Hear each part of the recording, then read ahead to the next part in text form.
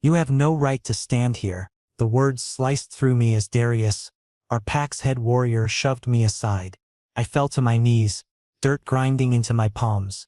But I didn't lower my eyes. I refused to let anyone see how broken I was, how utterly rejected. I was just an omega. And in this world, omegas held no value, especially ones like me who couldn't even release a proper scent. Lonnie, stay to the side. Kale's voice cut through the air. My once best friend who hadn't spoken to me since he'd awakened his alpha wolf. His eyes held the same disgust everyone else's did now. You know you don't qualify. The dragon only chooses strong alphas. I remained silent because it was true.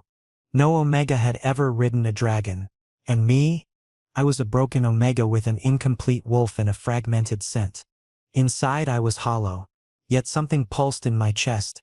A strange pull, as if someone was calling me. On the royal platform stood Alpha King Cedric. His aura was so overwhelming that even the wind seemed to hold its breath.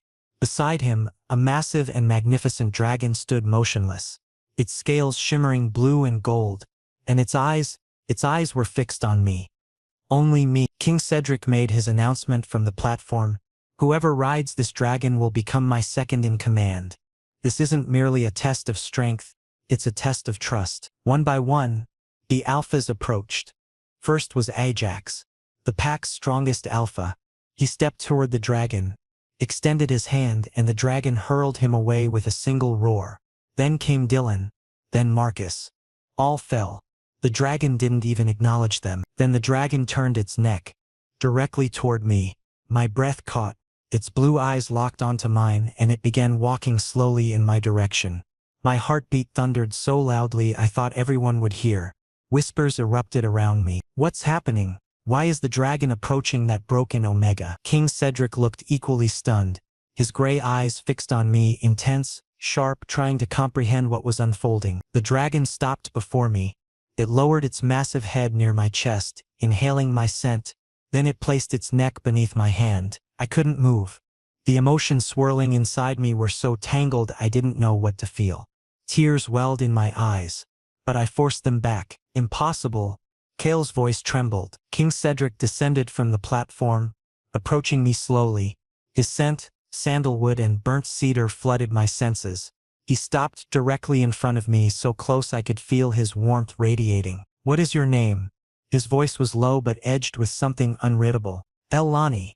I managed in barely a whisper. He studied me from head to toe, not judgmentally, but with curiosity. Lonnie, he repeated, as if testing how my name felt. You will mount the dragon. If you fall, you will die. I understood this was both a challenge and a warning. But in the dragon's eyes there was something else. Something only I could understand. I placed my hand on its scales. Warm. Alive. The moment I stepped onto its back, the dragon spread its wings and launched toward the sky. As we soared through the air, for the first time in my life, I felt important. I felt worthy. The wind whipped against my face as we climbed higher, the palace grounds shrinking beneath us. The dragon's movements were fluid, confident, as if it had been waiting for me all along. I could feel its heartbeat through my legs, synchronized with my own racing pulse. Every powerful flap of its wings sent vibrations through my body, and I gripped tighter, not from fear but from an overwhelming sense of belonging. Below I could see the crowd, tiny figures staring upward in shock. King Cedric's form was distinct even from this height, his stance rigid, his attention never wavering from us. The dragon circled once, twice, as if showing off, before beginning its descent. The landing was gentle, almost careful, as the dragon touched down on the training grounds with barely a tremor. Silence blanketed the area. No one moved, no one spoke. They simply stared at me, the broken omega who had just accomplished what no alpha could. The dragon lowered its body, allowing me to slide off. My legs felt unsteady, but I forced myself to stand tall. I wouldn't give them the satisfaction of seeing me weak. Not now. Not after this. King Cedric's expression was unreadable as he watched me, his gray eyes darker now, more intense. Something had shifted in the air between us, though I couldn't name it. The dragon remained close to me, protective, its massive head hovering near my shoulder. Remarkable, someone whispered from the crowd. This can't be real, another voice hissed. But it was real. The bond I felt forming with the dragon was undeniable, thrumming beneath my skin like a second heartbeat. I didn't understand it, couldn't explain it, but I knew with absolute certainty that this creature had chosen me. Not by accident. Not by mistake. By design. King Cedric took a step closer, his presence commanding everyone's attention. "The dragon has made its choice," he announced, his voice carrying across the grounds. "Lonnie will remain in the palace under my protection until we understand what has transpired here today." Protests erupted immediately. "Your Majesty, this is unprecedented. An Omega cannot—" "Enough." Cedric's alpha command silenced them all instantly. "The decision is made. Anyone who questions it questions the dragon's judgment and mine." His eyes found mine again, holding my gaze for a long moment. There was something there I couldn't read. Suspicion mixed with intrigue. Perhaps even a hint of respect. Then he turned and walked toward the palace, clearly expecting me to follow. I glanced back at the dragon one last time. It made a low, rumbling sound, almost like reassurance before settling down to rest. Taking a deep breath, I followed the king, aware of every hostile stare burning into my back. My life had just changed completely. I was no longer invisible, no longer dismissible. The dragon had seen something in me that no one else could, and now, I had to figure out what that meant. For me, for the dragon, and for the Alpha King, whose scent still lingered in my senses, making my wolf stir in ways I'd never experienced before. As I walked through the palace doors, leaving behind everything I'd known, one thought consumed me. This was only the beginning. My breathing was still ragged when the dragon's feet touched ground. We remained on the palace grounds, but everyone stood at a distance, their faces reflecting shock, as if they'd witnessed something supernatural. Perhaps they had. An Omega had ridden a dragon, and that dragon hadn't thrown me off. My hands trembled as I dismounted. My legs felt weak, but I steadied myself. I refused to let these people see me as broken anymore. "Lonnie." I turned at the sound. King Cedric was approaching. 4 guards behind him, all heavily armed. His expression was stern, but his eyes revealed something more. Curiosity, doubt, and perhaps a trace of suspicion. "Come with me." It was an order, not a request. I couldn't find words, so I simply followed. Fear crept through me because I knew what had happened wasn't normal. And when things aren't normal, people demand answers. Answers I didn't have. We entered a private chamber. Ancient carvings adorned the walls, and a large table dominated the center. The guards remained outside. Just him and me. Only our breathing filled the room. Cedric removed his jacket and faced me. His presence was so powerful that I stepped back instinctively, Omega instinct urging me to submit, but I kept my spine straight. I wouldn't bow. "Tell me the truth," he said, voice low but dangerous. "What did you do to the dragon? Some spell? Some trick?" Shock rippled through me. I didn't do anything. Don't lie to me. I'm telling the truth." My voice rose for the first time. "I did nothing. I don't know why the dragon chose me." Cedric's jaw tightened and he moved closer. So close his scent overwhelmed me. Sandalwood. Smoke. Alpha dominance. My wolf stirred inside, responding in a way I'd never felt before, as if recognizing him. "Your scent," he said softly, closing his eyes. "Why is it incomplete?" My heart sank. This was something I never wanted to discuss. My incomplete scent was my greatest weakness. It was why I'd been rejected. Why I was labeled broke. I can't fully present," I whispered, looking down. "My Omega wolf is incomplete. That's why my scent is weak." Silence stretched for several seconds. Then Cedric gripped my chin, tilting my face upward. His gray eyes were so deep I felt I could drown in them. "But the dragon chose you," he said quietly. "And dragons are never wrong." His words penetrated my chest. A strange warmth bloomed inside me, as if someone had finally deemed me worthy. But he pulled back, his expression turning cold again. "You'll stay here, in the palace, near me, so I can understand what the dragon saw in you." "I can't stay here," I began. "This is an order, Lonnie." His voice held finality. "You're under my protection now. And if you've deceived anyone, if this is some kind of trick, I'll end you myself." His eyes were serious, but his scent had taken on a protective edge. Strange. He walked toward the door and summoned a female attendant from outside. "Isla, take him to the guest chamber. and guard him. No one approaches without my permission. Isla, a petite beta female, glanced at me before bowing her head. Yes, your majesty. I started to follow her but looked back. Cedric stood by the window, gazing outside. His silhouette was powerful, lonely. To King Cedric, I said softly. He turned. Thank you, I said, for allowing me to stay. His expression didn't change, but he nodded once. Brief. As I left the chamber, I realized my life would never be the same. Perhaps this new beginning would bring something good. The corridors of the palace were magnificent. High ceilings, ornate decorations, portraits of past rulers lining the walls.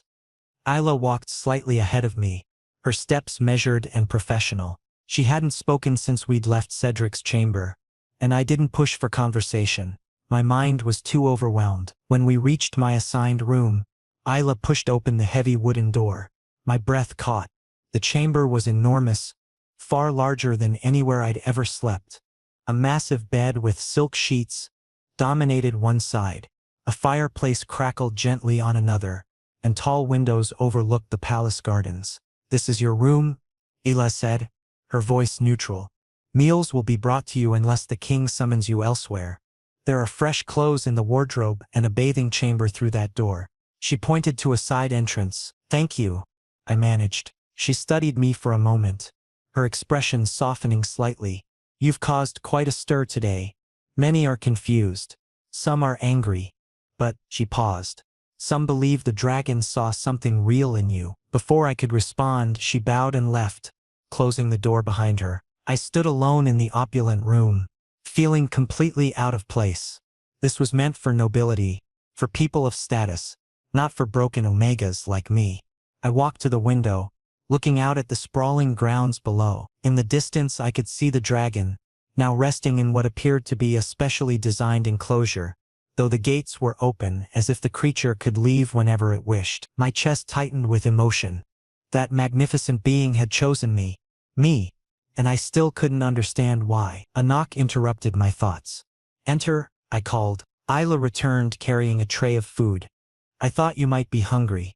It's been a demanding day. She set the tray on a small table near the fireplace. The food looked exquisite: roasted meat, fresh bread, vegetables I couldn't even name. My stomach growled, reminding me I hadn't eaten since early morning. Eat, Isla, I encouraged. You'll need your strength. Tomorrow the king will likely have more questions. Does he think I'm dangerous? I considered this carefully. I think he's trying to understand you. King Cedric is cautious, but he's fair. If you're honest with him, you have nothing to fear. She left me again, and I ate slowly, savoring each bite. The food was delicious, but my mind kept drifting back to Cedric. His gray eyes, his commanding presence, the way his scent had made my wolf react. No one had ever affected me like that. As night fell and I finally climbed into the impossibly soft bed, one thought kept me awake. Tomorrow would bring new challenges, new questions, and perhaps new revelations about why a dragon had chosen a broken omega, and why an alpha king seemed determined to uncover my secrets. Morning light flooded my room, and I woke disoriented.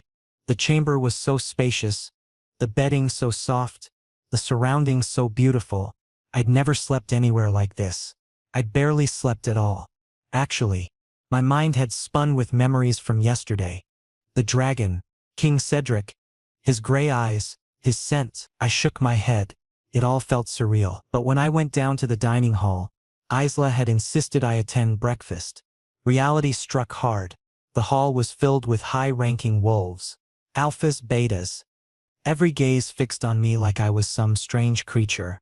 Some whispered among themselves, others ignored me entirely. But every face wore the same expression: disgust, hatred, jealousy. I quietly took a corner table, placing a plate before me. The food looked beautiful, but my throat felt dry. I couldn't eat, just held my fork while sitting there. Look who's here, the dragon rider. The voice came suddenly. I looked up. Darius stood there with two other alphas. Their faces showed mockery. Think you're special? Darius grabbed my plate and tossed it aside. You're just a broken omega, Lonnie. A fluke. The dragon must have chosen you by mistake. Exactly, the second alpha Rowan added. The king is just observing you. Once he realizes you're worthless, you'll be thrown back into the gutter where you belong. My hand clenched on the table. I wanted to say something, but my omega instinct screamed, stay quiet. Submit. Survive. Leave him alone. A new voice, sharp and firm. I turned, another alpha stood there. His name was Luca, one of the palace guards. He was young, with brown hair and a sharp jawline. Anger flashed in his eyes. He's the king's guest, Luca said, confronting Darius. If you touch him, the king will punish you personally. Darius laughed. Guest? This rejected omega is your hero now. Luca? He glanced at me once more before turning away. Let's go. Leave him alone with his misery. After the three departed, Luca sat beside me. Are you all right? He asked, genuine concern in his voice. I was surprised he was the first person to speak to me normally. Yes, I said quietly. Thank you. Don't worry, Luca said. Many here are jealous of you, but some understand that what happened wasn't just luck. You believe the dragon chose me intentionally? Luca smiled. A genuine smile. Dragons never make mistakes, Lonnie. If it chose you, there's definitely something special inside you. My heart lifted slightly. For the first time, someone believed in me. But then King Cedric's voice echoed through the hall. Lonnie, I jumped to my feet. He stood at the entrance in full royal armor. His aura was so powerful the entire hall fell silent. His gaze landed on me, then shifted to Luca. His jaw tightened, as if displeased by something. Come with me, he said, addressing only me. Luca gave me a reassuring nod, and I followed Cedric. We went to a private training ground, where the dragon waited. Its blue eyes found me immediately, and it seemed excited to see me. Cedric faced me. From today you'll train with the dragon, he said. I want to understand why there's this attraction between you, and if you're truly worthy you'll need to prove it. How do I prove it? My voice shook. He stepped closer, very close. His scent sandalwood and smoke surrounded me. By forming a bond, he whispered. With the dragon, if you're truly chosen, the bond will form naturally. My heart pounded. A bond?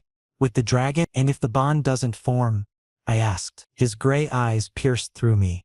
Then you'll leave. Because then you'd just be a fraud. His words cut deep, but I understood this was a test. And if I failed, everything would end. The dragon approached me. It inhaled my scent, then placed its head beneath my hand exactly as it had done yesterday. And in that moment something jolted through me. A light seemed to burst from within. The same light appeared in the dragon's eyes. Cedric's eyes widened. Impossible, he breathed. This is an instant bond. I was equally shocked because I could now feel the dragon's emotions. Its trust, its warmth, its joy. Cedric moved very close, a different expression in his eyes. Who are you, Lonnie? He asked softly. Really? Who are you? I didn't know the answer, but the dragon knew. And perhaps Cedric would soon discover it too. The air between us felt charged with something I couldn't name. Cedric's proximity made my skin tingle, and I could sense his alpha nature responding to my omega presence, even if my presentation was incomplete. The dragon made a low, satisfied rumble as if pleased with what was happening. This bond, Cedric began, his voice rougher than before. It usually takes weeks to establish, sometimes months. But he reached out, his fingers barely brushing my mane, and I felt electricity spark between us. You formed it in seconds. I don't understand it either, I admitted. When I touch the dragon, I feel connected. Like we were meant to find each other. Meant to, he repeated, his gray eyes searching mine. Do you believe in destiny, Lonnie? The question caught me off guard. I never had reason to before, and now. I looked at the dragon, then back at Cedric. Now I'm not sure what to believe. Everything I thought I knew about myself is changing. He stepped back abruptly, as if catching himself getting too close. You'll train here every morning. I'll supervise personally. We need to understand the extent of this bond, what you're capable of together. You'll be here? Every day? I couldn't hide my surprise. This is unprecedented, Lonnie. A broken omega bonding with my dragon, the kingdom's most powerful guardian. Yes, I'll be here, every single day. His tone was firm, but something in his expression had softened. Besides, I need to ensure you're not a threat. I would never— I know, he interrupted. I can sense that much, but others won't be so easily convinced. You saw how they treated you in the dining hall. That was just the beginning. His words sent a chill through me. What do you mean? There are those in this palace who see you as a threat to the established order. An Omega who can bond with dragons challenges everything they believe about power and hierarchy. They'll want you gone, Lonnie. And some might try to make that happen. Fear must have shown on my face because Cedric's expression hardened with determination. But they'll have to go through me first, he said, his voice carrying absolute authority. You're under my protection now. No one touches you without facing my wrath. The way he said it, so fierce, so protective, made my wolf stir again. And for the first time since arriving at the palace, I felt something other than fear. I felt safe. A week had passed and my life had transformed completely. I now lived in the palace permanently. King Cedric had given me a room near his personal wing, and I trained with the dragon every single day. But the strangest part was that Cedric himself supervised my training. Every day. Without exception, I couldn't understand why an Alpha King would dedicate so much time to me, a broken Omega. And with each passing day, we grew closer without any conscious effort. Today's morning training had just ended and I collapsed onto the ground, exhausted. My breath came in heavy gasps, sweat dripping down my face. The dragon approached and rested its head on my shoulder. It now considered me its own. This bond had grown so strong that sometimes I could feel its emotions flowing through me. Much better, Cedric said, walking toward me. He extended his hand. I grasped it and stood up. But as I rose, my foot slipped and I crashed straight into his chest. His arms came around my waist instantly. Tight. Protective. My breath stopped. We were so close enough that I could hear his heartbeat. His scent flooded my senses. Sandalwood, smoke, and something new. Something that seemed meant only for me. Are you all right? He asked. But his voice sounded different than usual. Husky. Low. Why, yes. I stammered, my voice shaking too. He didn't release me. His gray eyes bored into mine as if searching for something. His thumb moved slightly against my waist, and my entire body jolted from the contact. What was happening to me? Lonnie, he whispered. Your scent, it's changing. Surprise rippled through me. What? Before your scent was weak. Incomplete. But now, he closed his eyes and inhaled deeply. Now it's becoming whole. And it's driving me insane. Something inside me cracked. A wall I'd built around myself began to crumble. I don't understand, I said. Why? Why is my scent changing? He looked at me and his eyes held something different now. Hunger. Need. Alpha possessiveness. Because you're near your true mate, he said. My heart plummeted. True mate? He pulled back slightly, though his hands remained on my waist. Yes.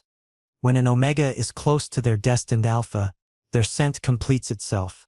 Becomes whole. But how is that? I don't know, Lonnie, he said, frustration coloring his tone. I don't know why this is happening, but since you arrived, I haven't been able to control myself. His words pierced straight through to my heart because I felt the same way. Every day when he was near, my wolf stirred with excitement inside me. When he touched me, even accidentally, electricity raced through my entire body. Cedric, I used his name for the first time without his title. His jaw tightened. Don't say my name, he said, his voice dangerous. If you say my name, I won't be able to stop myself. Stop yourself from what? I asked, my heart pounding. He cupped my face in his hands. Gently. Carefully. As if I were something precious. From making you mine, he whispered. Then he brought his face close to my neck right near my scent gland, and inhaled deeply. I felt like I might collapse. A soft sound escaped me, an Omega sound. Submissive. Inviting. Cedric released a low growl. His alpha instincts were awakening. Lonnie, his voice carried a warning. If you keep making those sounds, I seriously won't be able to let you go. But I couldn't stop myself because my wolf wanted his wolf. My body craved his warmth. Suddenly, a guard appeared at the doorway, breathing hard. Your Majesty, Cedric jerked away from me abruptly. Anger flashed in his eyes. Not at the guard, but at himself. What is it? He asked tightly. Council meeting. Immediately. Cedric glanced at me one last time before leaving. But as he departed, he said one sentence. Go to your room. Don't talk to anyone. I'll see you later. And he was gone. I stood there, my heart racing wildly. Because now I understood I wasn't just the dragon's chosen. I was also King Cedric's chosen. and this realization both terrified and thrilled me. The training ground felt empty without him. The dragon nuzzled against my hand, sensing my turbulent emotions. I stroked its scales absently, trying to process what had just happened between Cedric and me. My scent was changing, completing itself. Because of him, the implications were staggering. In the omegaverse, a completing scent meant only one thing: you'd found your destined mate. But how could an alpha king be destined for someone like me? Someone broken, rejected, worthless in everyone's eyes except the dragon's. I made my way back to my chambers, the dragon following me partway before returning to its enclosure. The palace corridors were quieter than usual, and I was grateful. I didn't want to face anyone right now. Didn't want to see their judgmental stares or hear their whispered insults. When I reached my room, I locked the door and leaned against it, sliding down to sit on the floor. My hand went to my neck, to the spot where Cedric had inhaled my scent so deeply. My skin still tingled from his proximity. "What's happening to me?" I whispered to the empty room. But I knew. Deep down I knew. My wolf recognized him. Had recognized him from the very first moments. That's why I'd felt that strange pull toward the platform, toward where he stood. The dragon had simply been the catalyst, the force that brought us together. A knock on my door startled me. "Lonnie? It's Isla." I stood and opened the door. She entered carrying a tray of food, concern etched on her features. "You didn't come for lunch," she said. "I thought you might be hungry." "Thank you," I said, though food was the last thing on my mind. She set the tray down and studied me carefully. "Something happened today. I can see it on your face." I hesitated, then decided to trust her. "Allah, what do you know about true mates?" Her eyes widened. "True mates? They're rare. Incredibly rare. Why do you—" She stopped, realization dawning. "The king. It's the king, isn't it?" I nodded slowly. "Oh, Lonnie," she breathed. "This changes everything. If you're truly his mate, then no one can touch you. No one would dare. But what? But it also makes you a target. There are those who would do anything to prevent an Omega, especially one they consider broken, from becoming queen. They'll see you as a threat to the natural order." "I don't want to be queen," I said quickly. "I just want—" "What do you want, Lonnie?" I thought about Cedric's gray eyes, his protective embrace, the way his scent made me feel safe and desired and whole. "I want him," I admitted quietly. "Is that wrong?" Isla smiled gently. "No. It's the most natural thing in the world. But you need to be careful. The king may want you too, but wanting and claiming are different things. And claiming you would mean defying centuries of tradition." He said he couldn't control himself around me. "Then perhaps," Isla said softly, "he won't be able to resist claiming you for much longer. And when that happens, Lonnie, you need to be ready for the storm that follows." After she left, I stood by the window watching the sun set over the palace grounds. Somewhere in this vast building, Cedric was in a council meeting, probably being pressured about me, about the dragon, about everything that had happened. And I realized that I didn't just want him, I needed him. Night had fallen when I learned something terrible was about to happen. Isla burst into my room, fear stark in her eyes. She closed the door quickly and approached me, her breathing rapid. "Lonnie," she whispered urgently, "you need to leave here." Confusion washed over me. "Why? What's wrong?" In the council meeting, some high-ranking alphas spoke against the king. They claimed your bond with the dragon is unnatural, that you're using dark magic. My heart sank. "But I haven't done anything." "I know," Isla said, "but they're jealous of you. And they've made a plan to eliminate you." My breath caught. "What?" "Yes. They're going to attack you tonight, while the king is in his chambers. They're saying that if you're dead, the dragon will become available for another alpha to claim." I sank into a chair, feeling weak. So that was their plan, kill me to reclaim the dragon. Then, what should I do? "Come with me," Ela urged. "I can get you out through a secret passage." But before we could move, the door opened and Cedric entered. His eyes found me first, then shifted to Isla. "What's happening here?" Isla immediately bowed. "Your Majesty, I know everything," Cedric said, his voice calm but deadly. "I know about the council's plan." I looked at him. "So, I will protect you," he said, meeting my eyes directly. "Because you're my responsibility, and no one will lay a hand on you." His words held such conviction that my heart skipped a beat. But if they really do attack, then I'll destroy them, Cedric said simply. Isla fell silent. So did I. Because we both knew King Cedric kept his word. Lonnie, come with me, he commanded. Where? To my chambers. My eyes widened. Yes. You'll be safe there. No one can enter my private chambers without permission. Isla gave me an encouraging nod. I stood and followed Cedric. We went to the most secure wing of the palace, where only the king resided. His chamber was massive, a large bed, a fireplace, and windows overlooking the entire city. He locked the door and turned to face me. Sit, he said, gesturing toward the bed. I sat, feeling awkward. This was the king's personal space. His scent permeated every corner of the room. Strong, intoxicating. Cedric began removing his armor. Beneath his shirt his muscles were defined. Scars marked his skin. Battle scars. Alpha scars. You're in trouble because of me, I said, guilt flooding through me. He looked at me. I make my own decisions, Lonnie, and I've decided you'll stay here. But why? I asked desperately. I'm just an Omega. I'm not special. He took 2 steps forward and stood directly before me.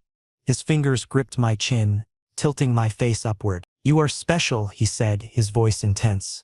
Because the dragon chose you. Because your scent drives my alpha wild. And because... He paused. Because what?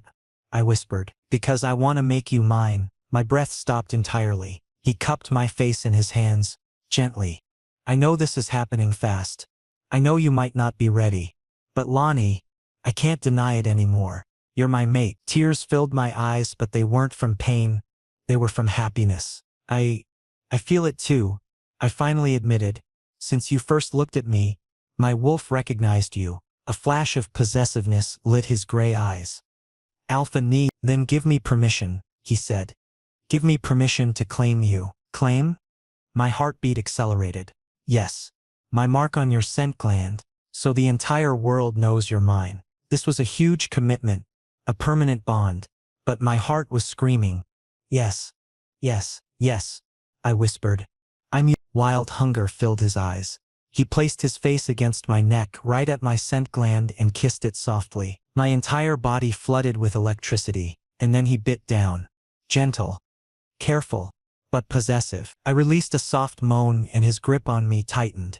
When he pulled back, his mark was there on my neck. Small but permanent. Now you're officially mine, he said, satisfaction in his voice. And truly, after that night, no one could touch me because I belonged to the king. Cedric held me in his arms, and for the first time I felt like I'd come home. The mark on my neck throbbed with a pleasant warmth, sending waves of comfort through my body.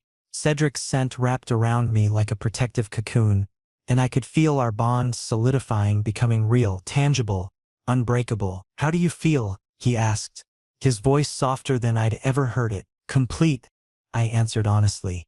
For the first time in my life I feel complete. He smiled, a rare, genuine smile that transformed his entire face. I've waited my whole life for you, Lonnie. I just didn't know it until the dragon brought you to me. The dragon knew, I said. It knew before we did. Dragons always know, Cedric agreed. They see what we're too blind to recognize. It saw that you were mine before I could admit it to myself. He pulled me closer, and I rested my head against his chest, listening to his steady heartbeat. Outside, I knew the palace was probably in chaos. The council would be furious. The high-ranking alphas would be plotting. But here, in this moment, none of that mattered. What happens now? I asked quietly. Now, Cedric said, his arms tightening around me. We face them together. Tomorrow I'll present you to the council as my chosen mate. They'll have no choice but to accept it. They'll fight this. Let them try, he said, and there was steel in his voice. I'm the king. My word is law, and anyone who threatens you threatens me. I tilted my head to look up at him. I never imagined this. Any of this. A week ago I was nothing. Rejected. Broken. You were never broken. Cedric said fiercely.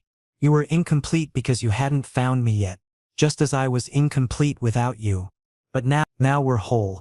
I finished. He kissed my forehead, then my cheek, then finally my lips, gentle but claiming. When we broke apart, I was breathless. Sleep, he murmured. You're safe here, I won't let anyone harm you. As I drifted off in his arms, his mark warm on my neck and his scent surrounding me, I knew that everything had changed. Tomorrow would bring new challenges, new battles, but tonight I was exactly where I belonged. Morning light woke me and I found Cedric still asleep beside me. His hand rested on my waist, protective, possessive. His face looked peaceful in sleep, so different from the ruthless king the world saw. Here, with me, he was just Cedric, an alpha who wanted his omega. My hand moved to his face instinctively. I touched his hair gently, his eyes open, gray and intense. He caught my hand and kissed my palm. "Good morning, my omega," he said, his voice rough with sleep. My face flushed. "Good morning, my alpha." His smile made my heart melt. But the peace didn't last long, because when we went down to the throne room, the entire council was in shock. They saw my mark, Cedric's mark, and they understood. "Your Majesty," the head counselor, an elderly alpha, said, "what has happened? You've claimed a broken omega." Cedric gave him a deadly glare. "Lonnie is my chosen mate, and from now on he is your omega king." Silence blanketed the entire hall, but Darius tried to protest. "No buts," Cedric roared, releasing his alpha dominance. Everyone bowed their heads, forced into submission. "Lonnie will rule alongside me, and anyone who disrespects him will answer to me." My heart pounded so hard I thought everyone could hear it, because I'd never imagined this. Me, a rejected omega, was now the king's mate, a ruler. Cedric took my hand in front of everyone and led me to the throne. "From this day forward," he announced, "Lonnie is my equal, my partner, my everything." And he seated me on a new throne beside his one that had been made for me. Everyone bowed, slowly, reluctantly, but they did because I was now their king. The weight of their stares pressed down on me, but Cedric's hand in mine kept me grounded. I could feel his strength flowing through our bond, supporting me, reminding me that I wasn't alone anymore. "This is unprecedented," one of the counselors burst out. An omega has never bonded with a dragon either," Cedric interrupted smoothly. "Yet Lonnie did. Perhaps it's time we questioned our assumptions about what's possible." "But the traditions will evolve," Cedric said firmly. "As they must. Lonnie has proven himself worthy through the dragon's choice. That should be enough for all of you." Murmurs rippled through the crowd, some agreeing, others clearly dissenting. But no one dared challenge Cedric directly, not when his alpha dominance still hung heavy in the air. Darius stepped forward, his face twisted with barely controlled rage. "And what of the dragon? Will it serve an omega king?" "The dragon serves no one," I said, finding my voice for the first time. Everyone's eyes snapped to me. "The dragon chose me, yes. But we are partners, not master and servant. Just as the king and I are partners." Cedric's grip on my hand tightened, approval radiating through our bond. "Well spoken," he said. "Lonnie understands what many of you fail to grasp. True strength isn't about domination. It's about trust, partnership. The dragon taught us that." Luca, who stood among the guards, smiled at me, proud and encouraging. At least I had one ally in this room besides Cedric. "This meeting is concluded," Cedric declared. "You're all dismissed. Lonnie and I have much to discuss." As the crowd dispersed, their whispers following them out, I finally allowed myself to breathe. Cedric stood and pulled me to my feet, leading me away from the throne room to a private balcony overlooking the training grounds. The dragon was there, basking in the morning sun. When it sensed us, it looked up and made a happy rumbling sound. "They hate me," I said quietly. "Some do," Cedric acknowledged. "But hatred born of ignorance fades when faced with truth. You'll prove yourself, Lonnie. Not because you have to, but because you can't help being exactly who you are." "And who am I?" He turned me to face him, his hands on my shoulders. "You're brave. You're kind. You're stronger than you realize. And you're mine." Those last words sent warmth flooding through me. "I'm scared," I admitted. "What if I can't do this? What if I fail?" "Then we'll fail together," Cedric said. "But I don't think you will. The dragon saw something in you. Something extraordinary. I see it too." "What do you see?" He smiled. "I see an omega who didn't let the world break him, even when everyone said he was already broken. I see someone who has more courage in his little finger than most alphas have in their body. I see my mate, my partner, my equal." Tears blurred my vision. "I love you," I whispered. "I know it's fast.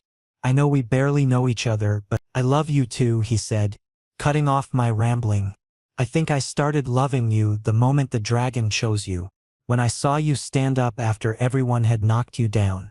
When you refused to submit even though your instincts screamed at you to. He kissed me then, deep and claiming, and I melted into him. When we broke apart, he rested his forehead against mine.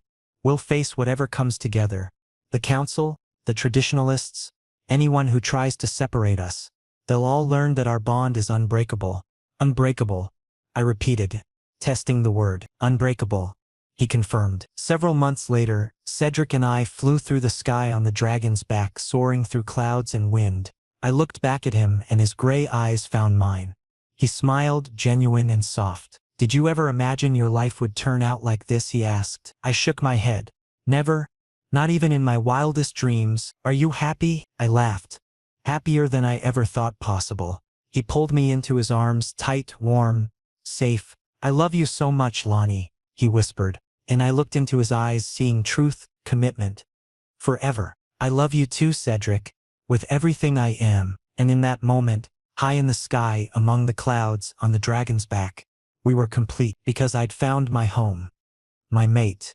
My destiny. The dragon roared joyfully beneath us, as if celebrating our happiness. Below, the kingdom spread out like a tapestry. Our kingdom now, mine and Cedric's together. The journey had been difficult. The challenges had been immense. But standing here, flying free with my mate, I knew every struggle had been worth it. I was no longer broken. I was no longer rejected. I was the Omega King, bonded to an alpha who loved me, connected to a dragon who had seen my worth when no one else could. And nothing, absolutely nothing, could break what we'd built together.